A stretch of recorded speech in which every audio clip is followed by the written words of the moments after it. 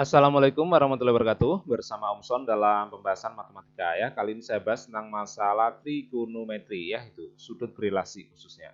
Nah, sebelum saya jelaskan itu, saya jelaskan dulu yang namanya kuadran ya gitu. Di sini sumbu X itu untuk 0 derajat, sumbu Y positif untuk 90 derajat ya. Terus yang sebelah sini sumbu X negatif nanti berarti 180 dan yang di sini 270 derajat ya. Kalau di sini bisa dikatakan juga 360 derajat. Jadi perputarannya berlawanan arah jarum jam. Nah, maka wilayah pertama ini disebut dengan nama kuadran 1. Wilayah kedua disebut kuadran 2, wilayah 3 disebut kuadran 3, wilayah 4 disebut kuadran 4 ya itu. Nah, di sini di kuadran 1 semua positif ya. Semua baik sin maupun cos, tangen, sekan, kosekan positif ya gitu. Nah, terus kalau di kuadran 2 sin ikut positif. Nah, terus di kuadran 3 itu tangen positif. Di kuadran 4 cos positif. Nah, otomatis kebalikannya, misalkan seperkos itu sekan, maka di sini sekan pun ikut positif. Sepertangen itu kebalikannya tangen, itu yang namanya kotangen. Itu pun akan ikut positif di kuadran 3. Sementara di kuadran 2 berarti yang ikut positif adalah kosekan, CSC ya, ini positif ya gitu. Nah, sekarang ini ya, sudut berelasi itu maksudnya gini, kalau misalkan ada fungsi trigonometri FT, saya singkat ya, FT itu sebagai pengganti sin, cos tangen, sekan, kosekan, dan kotangen. Dalam bentuk misalkan N saya kalikan 90 derajat, baik ditambah atau dikurangi dengan alfa, maka ini bisa berubah menjadi fungsi trigonometri dengan sudut alfa saja ya gitu. Cuman di sini kalau nggak plus ya minus ya gitu.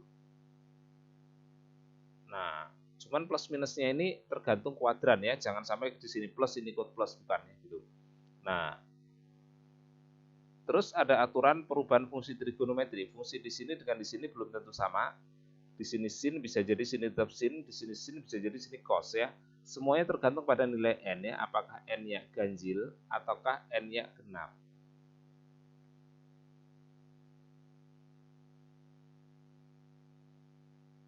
Itu ya. Ketika n ganjil, maka nanti sin itu mendadak bisa berubah jadi cos. Cos berubah jadi sin. Kalau tangen, maka akan jadi kotangen. Kalau sekan jadi kosekan, nggak usah saya tulis ya. Di samping tempatnya nggak cukup, nggak terlalu populer itu ya. Gitu. Kalau genap ya tetap. Genap ini tetap ya. Tetap itu ya sin, tep sin, cos, tep cos, tangan, tep tangan, dan sebagainya. Kalau ganjil berubah. Ini nggak saya tulis berubah ya, tapi udah jelas ya, sin jadi cos, tangan jadi kotangan, dan sebaliknya ya gitu.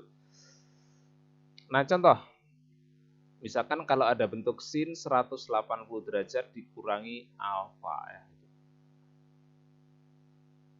180 di sini. Kalau dikurangi ke sana, kalau ditambahkan berarti di sini ya, karena di sini udah nyampe 270, berarti ini udah antara 180 sampai 270. Nah, sekarang kalau dikurangi berarti antara 180 sampai 90 itu berarti kuadran 2. Sinus itu adalah positif, maka di sini akan jadi positif ya gitu. Nah, sekarang kamu lihat n-nya ya gitu. Nah, n kali 90, ini berapa kali 90 nih? 2 kan? 2 kali 90 derajat itu 2-nya genap. Kalau genap katanya tetap. Jadi nanti sin tetap sin.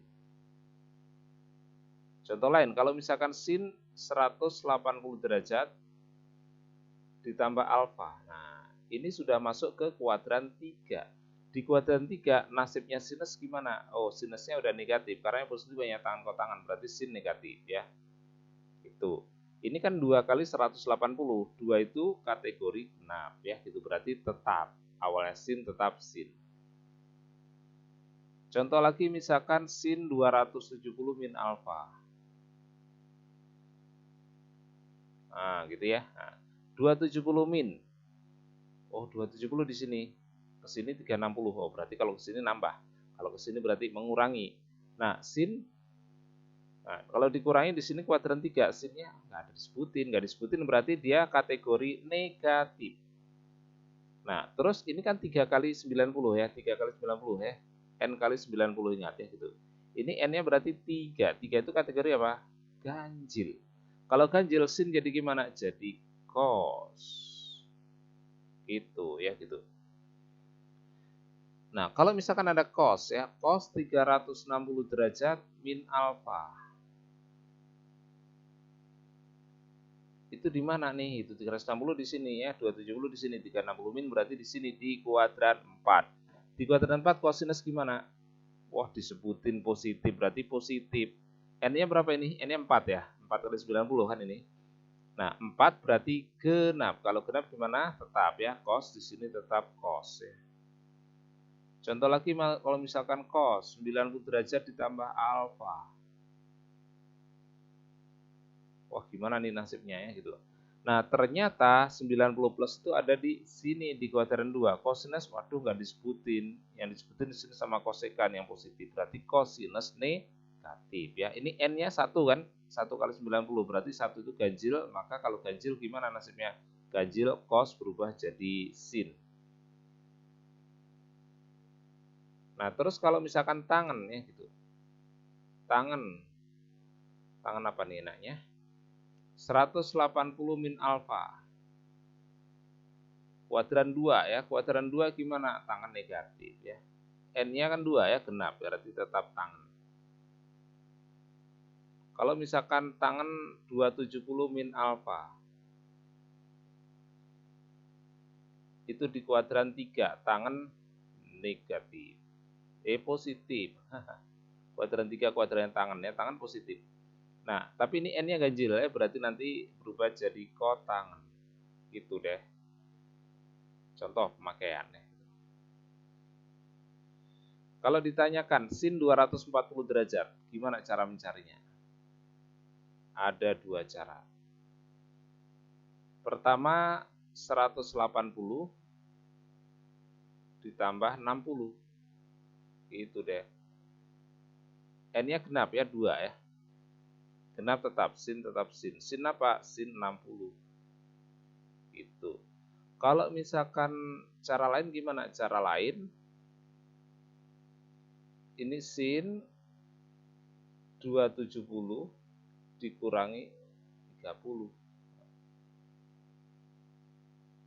Oh ya, ini tadi 180 plus di kuadran 3 negatif. Sin 60 berapa? Setengah akar 3. Berarti itu adalah min setengah akar 3. Itu. Sin 270 min 30. Di kuadran 3 kan negatif ya. Cuman karena 27-nya ganjil, nanti 3 kali 90, 3-nya ganjil, berarti sinnya berubah jadi cos. Cos 30. Cos 30 berapa? Setengah akar 3. Jadi hasilnya pasti sama ya. Contoh lain. Cos 135. Nah, silakan ditulis misalkan cos 180 min 45. Kuadran berapa? Kuadran 2. Kosinus gimana? Negatif ya. Ini kan 2 kali 90 genap ya. Kalau genap berarti cos tetap cos. Cos 45 berarti adalah setengah akar 2. Gitu. Kalau misalkan lewat jalur perubahan, ini kan berarti cos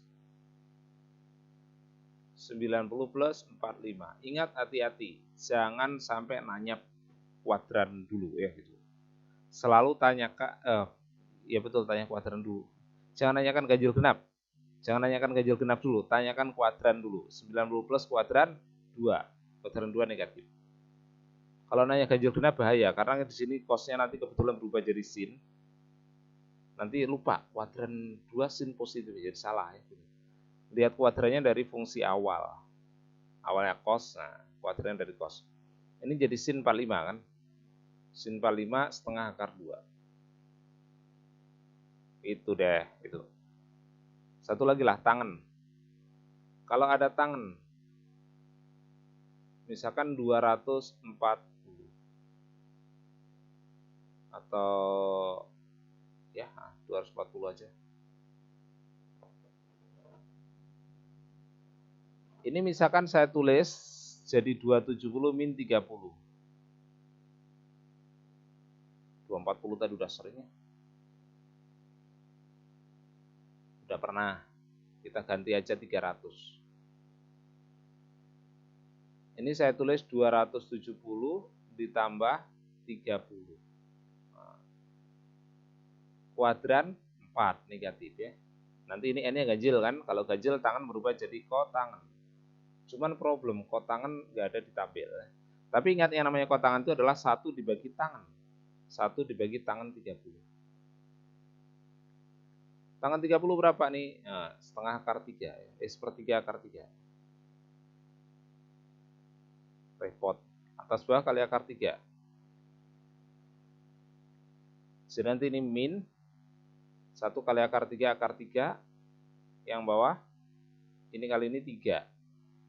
Kali sepertiga 1 ya. Berarti hasilnya adalah minus akar 3. Nah, untuk tangan saya tidak menyarankan jadi berubah. Jangan pakai yang ganjil, pakai yang genap. Kenapa? Lebih enak nih, coba lihat. Ini kalau saya ubah pakai yang genap. Kita tulis jadi, kok tangan sih? Tetap tangan ya. Pakai 180 atau 360 ya gitu.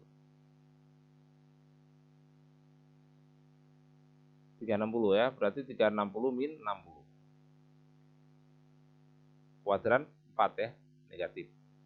Genap tetap ya, tangan 60. Tangan 60 berapa? Akar 3. Jadi nanti minus akar 3. Tuh, sama ya. Dengan ini.